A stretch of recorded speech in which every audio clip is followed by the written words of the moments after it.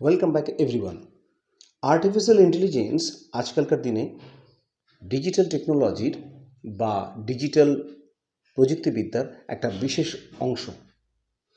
আর বিভিন্ন জায়গায় বিভিন্ন ক্ষেত্রে প্যারাগ্রাফস, রিপোর্টস ইত্যাদি থাকতে পারে এই আর্টিফিশিয়াল ইন্টেলিজেন্সের উপরে।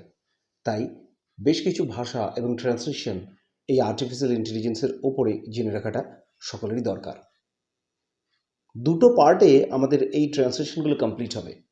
আজকের ক্লাসে আমরা করব আর্টিফিশিয়াল ইন্টেলিজেন্সের উপরে বেশ কিছু গুরুত্বপূর্ণ ট্রান্সলেশন পার্ট 1-এ। সকলকে পুরো ভিডিওটা দেখতে অনুরোধ করছি এবং চ্যানেলে যারা নতুন আছো তাদেরকে অনুরোধ করছি যে চ্যানেলটাকে সাবস্ক্রাইব করে রাখতে, যাতে সমস্ত ভিডিওর নোটিফিকেশনগুলো তোমরা পেতে পারো। তাহলে চলো ট্রান্সলেশনটা স্টার্ট করা যাক। আমরা প্রথম ট্রান্সলেশনটাতে আর্টিফিশিয়াল ইন্টেলিজেন্স সম্পর্কে একটু ছোট্ট একটা সূচনা দেবো, কিছু ইন্ট্রোডিউস করব ব্যাপারটাকে। তাই কিছু সেরকম টাইপের সেন্টেন্স প্রথমটাতেই দেওয়া হলো। দেখো, আর্টিফিশিয়াল ইন্টেলিজেন্স হলো ডিজিটাল প্রযুক্তির একটি অংশ। আর্টিফিশিয়াল ইন্টেলিজেন্সকে কম্পিউটার বা কম্পিউটার চালিত মানব যন্ত্র দ্বারা নিয়ন্ত্রণ করা হয় কোনো কাজ করার জন্য। তাহলে এসো এবার দেখা যাক যে এর ট্রান্সলেশনগুলো কি হতে পারে। দেখো, এই ট্রান্সলেশনটা দেখো, আর্টিফিশিয়াল ইন্টেলিজেন্স হলো ডিজিটাল প্রযুক্তির একটি অংশ। আর্টিফিশিয়াল ইন্টেলিজেন্স, এটাকে আমরা শর্টে এআই বলছি, is a part of digital technology. এই অবধি এইটুকু ট্রান্সলেশনটা, এবং দিয়ে এখানে একটা ফুল স্টপ দেওয়া হয়েছে। এটা সিম্পল প্রেজেন্ট টেন্সে আছে, তাই সিম্পল প্রেজেন্ট টেন্সে এটাকে লেখা হলো। দেখো, তারপরে আর্টিফিশিয়াল ইন্টেলিজেন্সকে কম্পিউটার বা কম্পিউটার চালিত মানব যন্ত্র দ্বারা নিয়ন্ত্রণ করা হয় কোনো কাজ করার জন্য। ইট ইজ কন্ট্রোলড, এখানে ইট বলতে বোঝানো হচ্ছে আর্টিফিশিয়াল ইন্টেলিজেন্সকে, তাই ইট করা হয়েছে। তো এটা ইট ইজ কন্ট্রোলড লেখা হয়েছে, মানে এটা প্যাসিভ ভয়েসে আছে, ইহাকে কন্ট্রোল করা হয়। ইজটা হচ্ছে এখানে অক্সিলারি ভার্ব, কন্ট্রোলটা হচ্ছে মেইন ভার্ব। তাহলে it is controlled by computer or computer controlled robot. এই যেখানে বলা আছে কম্পিউটার অথবা কম্পিউটার চালিত যন্ত্রমানব, সেই জন্য এখানে লেখা হচ্ছে computer or computer controlled robot.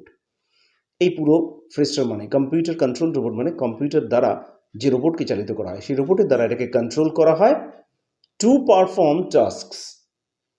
এটার মানে হচ্ছে কাজ করার জন্য। টু পারফর্ম, এখানে আমরা ইনফিনিটিভ টু দিয়ে জয়েন করেছি এটাকে। টু পারফর্ম টাস্ক, পারফর্ম মানে হচ্ছে কোনো কাজ সম্পাদন করা, এবং টাস্ক মানে হচ্ছে কাজ। পরের ট্রান্সলেশনটা দেখো, এআইকে ব্যবহার করা হয় বিভিন্ন ক্ষেত্রে, যেমন ব্যবসা, বিজ্ঞান, চিকিৎসা, বিনোদন, লেখাপড়া ইত্যাদি ক্ষেত্রে। এআইকে ব্যবহার করা হয় বিভিন্ন ক্ষেত্রে, এটাও কিন্তু প্যাসিভে আছে, এআইকে ব্যবহার করা হয়, তাই এখানে লেখা হচ্ছে এআই ইজ অ্যাপ্লাইড। অ্যাপ্লাইড মানে প্রয়োগ করা, ইন মেনি ফিল্ডস, অনেক ক্ষেত্রে, সাচ অ্যাজ মানে যেমন, এখানে বলা হচ্ছে দেখো, যেমন ব্যবসা, বিজ্ঞান, বিজনেস, সায়েন্স, চিকিৎসা, ট্রিটমেন্ট অ্যান্ড হেলথ কেয়ার। এখানে ট্রিটমেন্ট মানে হচ্ছে চিকিৎসা, এবং হেলথ কেয়ার মানে হচ্ছে স্বাস্থ্য সংক্রান্ত কাজ, সেবা যেগুলো, সেগুলোকে বলা হচ্ছে। বিনোদন মানে এন্টারটেনমেন্ট, লেখাপড়া, এডুকেশন অ্যান্ড সাচ আদার্স, এবং এই ধরনের বিভিন্ন ক্ষেত্রে এটাকে ব্যবহার করা হয়। এগুলো সবই কিন্তু প্রেজেন্ট ইনডেফিনিট টেন্সে আছে। পরের ট্রান্সলেশন দেখো, এআই সাধারণত ভিত্তি করে আছে জ্ঞানগত দক্ষতার উপরে। এটা ট্রান্সলেশনটা হলো, AI system is mainly based on 3 cognitive skills. AI ভিত্তি করে আছে, সেটাকে এইভাবে লেখা হলো, AI system is mainly based on, is হচ্ছে অক্সিলারি ভার্ব একটা, বেসড কথাটা হচ্ছে ভার্ব, মেইন ভার্ব এখানে। মেইনলি মানে প্রধানত, কিসের উপরে? On the 3 cognitive skills. এই কগনিটিভ স্কিলস, এই কথাটা কিন্তু খুবই ইম্পর্টেন্ট এবং খুব কমন। এটার মানেটা সব জায়গায় জেনে রাখা উচিত। কগনিটিভ স্কিলস কথাটার মানে হচ্ছে জ্ঞানগত দক্ষতা, মানে জ্ঞান দিয়ে যে দক্ষতা অর্জন করা হয় সেটাকে বলা হয় কগনিটিভ স্কিলস। পরের ট্রান্সলেশন দেখো, এআই এর ব্যবহার পুনরাবৃত্তিপূর্ণ কাজ কমিয়ে দেয় এবং টাকা আর সময় দুটোকেই কমিয়ে দেয় বা বাঁচিয়ে দেয়। দেখো, পুনরাবৃত্তি কাজ কথাটার মানে হচ্ছে রিপিটেটিভ টাস্ক, আমরা ইংরেজিতে যেটাকে বলতে পারি, অর্থাৎ বারবার যে কাজ করা হয় সে কাজটাকে বলা হয় পুনরাবৃত্তিপূর্ণ কাজ। তো পুনরাবৃত্তিপূর্ণ কাজ করতে সচরাচর সময় বেশি লাগবে এবং টাকা বেশি খরচ হবে। এবার ট্রান্সলেশনটা দেখো, দ্য অ্যাপ্লিকেশন অফ এআই, মানে এই যে এআই অর্থাৎ আর্টিফিশিয়াল ইন্টেলিজেন্সের যে প্রয়োগ, অ্যাপ্লিকেশন, সেটা কি করছে? এইটা হচ্ছে কিন্তু এখানে subject. The application of AI, এই কথাটা পুরোটা কিন্তু এখানে হচ্ছে সাবজেক্ট। সেটা কি করছে? রিডিউসেস দেখো এখানে থার্ড পার্সন সিঙ্গুলার নাম্বার, এই অ্যাপ্লিকেশন অফ এআই, এই যে কথাটা, এটা কিন্তু একটা থার্ড পার্সন সিঙ্গুলার নাম্বার। আর থার্ড পার্সন সিঙ্গুলার নাম্বার বলে কিন্তু মেইন এই যে ভার্ব রিডিউস মানে কমিয়ে দেওয়া, এর সাথে একটা এজ যোগ করা হয়েছে, রিডিউসেস।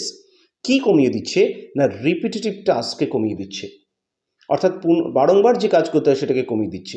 এবং এখানে অ্যান্ড দিয়ে যোগ করা হয়েছে, দেখো and saves both money and time. কি কি বাঁচাচ্ছে, টাইম বাঁচাচ্ছে এবং সময় বাঁচাচ্ছে।